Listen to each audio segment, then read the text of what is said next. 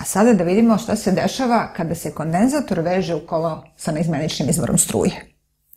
Sećate se da je ovo simbol za kondenzator, dve paralelne ploče, na kojima je na svakoj od njih naelektrisanje Q, između ploča napon U, a veličina koja opisuje kondenzator je kapacitet kondenzatora, količnik količine naelektrisanja na svakoj od ploča i napon između ploča.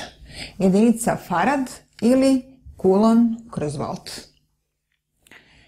U kolu neizmenične struje u prvoj polovini perioda ovdje je plus kraj izvora, a ovdje je minus.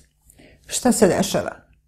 Elektroni koji su pokretni idu ka plus polu, a struja koja ima smer suprotan od smera kretanja elektrona, znači imat će ovaj smer. Između ploča kondenzator je izolator, znači naelektrisanje ne može da prolazi između ploča, ali šta se dešava na drugoj ploči?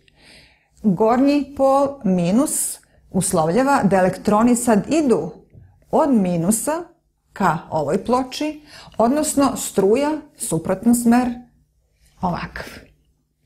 U sljedećem poluperiodu, kada su polovi na izvoru suprotni, šta se dešava? Sve suprotno od prethodne slike.